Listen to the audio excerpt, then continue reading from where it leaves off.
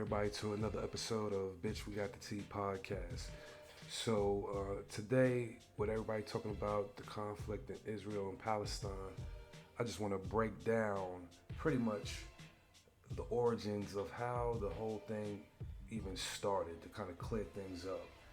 You know, a lot of people are looking at it from the current point of view, but they don't understand. So let's just get into it.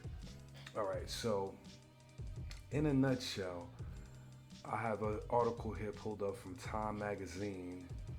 So before people try to get into any kind of bullshit, don't argue with me, argue with Time magazine. Article was written May 14th, 2018 at 5:48 a.m. Eastern Time by Nathan Thrall. All right, so anyway, the gist of this article, as you see, it's a lot here. I have the Cliff Notes version that I'm just gonna kind of rattle off and break down, but I will also leave the link in the description for those who want to come back and read the article and get the full content. So a lot of times we read in school, we were taught to read, but there was another separate subject called reading comprehension, understanding what the hell you reading. So right off the gate, it says on the afternoon of May 14th, 1948, hours before Britain's Royal Navy flotilla would sail from Haifa Harbor, marking the end of Britain's mandatory rule over Palestine. So that right off the rip is telling you that in 1948, the Britain Royal Navy was on the way out the door. Basically, after controlling that area during the age of imperialism, colonialism, Britain rule was coming to an end. Okay, boom. That's the first little part of the sentence. We ain't even finished the whole first sentence yet. There's a lot to unpack. The next part, leaders of the local Jewish community hastily assembled at Tel Aviv Museum to hear the head of the Zionist leadership, David Gurion, declare that the land of Israel was the birthplace of the Jewish people. All right, so that's the next piece. So you got the colonizers leaving up out of there. Soon as these white colonizers leave up out of there, now you have another group of white people claiming a religious claim, because it is a religion, it is not a race.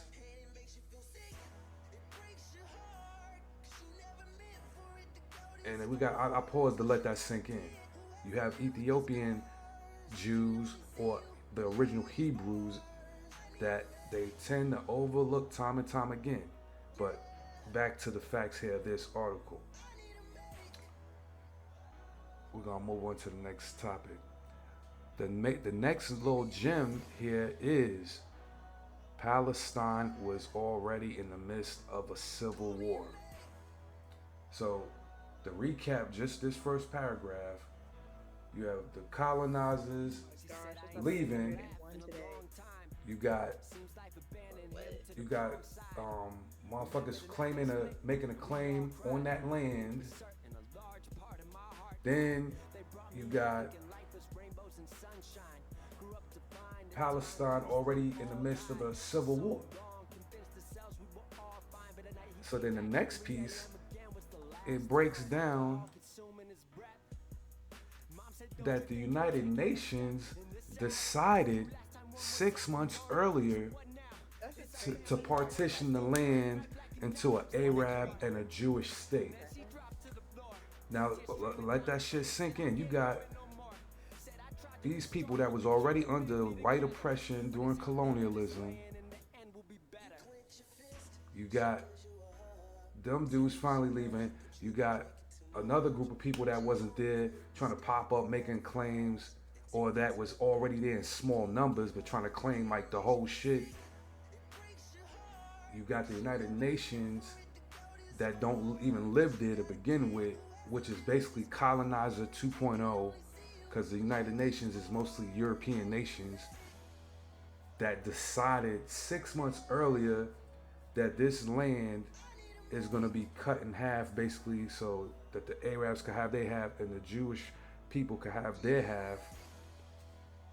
And then the major part, of course, it says the Jews of Palestine accepted the plan because it benefited them, which gave them majority of the land despite them making up less than a third of the inhabitants. The Arabs rejected the idea, of course. So that's common sense. That's fucking high school math or middle school math, elementary school math. If you got a third party coming into your crib and saying that half of this shit is gonna go to somebody else, you're gonna be like, what the fuck? Who are these motherfuckers? Nah. But anyway, it goes on to say that the Jews were better organized and better armed. Meaning they had resources. That's the organized part. They had resources, influence, and power, and were better armed because they had the United Nations forces backing their ass up and taking over that land. So this is just breaking the shit down from what it's saying. And then it goes on to say that basically in 1949, Israel kept expounding the boundaries to 78% of what had been Palestine. So they not only Debo they weigh in courtesy of the United Nations armed forces kind of helping them get shit straight and coming in there. Now they trying to gobble up more and more and more of the territory. So instead of a 50-50, now it's damn near 70-30. Or at this point, 78-22.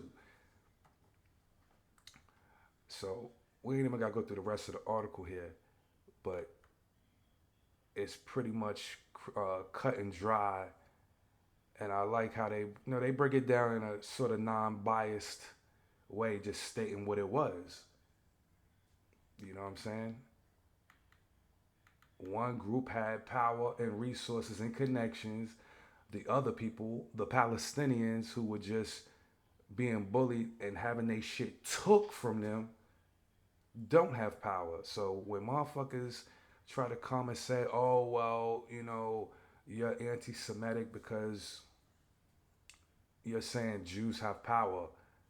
No, nigga, if somebody said that black people have power, why would we be offended if we have some sort of power? It ain't anti-black if you say black people have power. It's not anti-white to say that white people have power, because clearly the last 400-500 years of history has demonstrated that they have power. You get what I'm saying? The Jewish people have power. Just because they endured what they endured during the Holocaust, that doesn't mean that every single Jewish person on the planet endured that. Let's make that crystal clear from a common sense standpoint. In the same way, in the same breath that every black person on the planet wasn't enslaved during the time of the North Atlantic slave trade. You feel me? So if somebody was to say that, oh, because of a Jay-Z or a Oprah and all these niggas getting money now in 2020, oh, black people have power and they have influence. We not going to throw up in your face, oh, well, we was in slavery. No.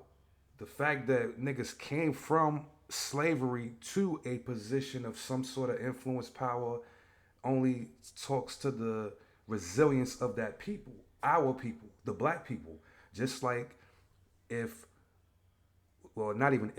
how the Jewish people that were in Germany at that time, who endured what they endured, and those who survived and carried on to level up, that is a testimony to their resilience. So let's just get that out the way.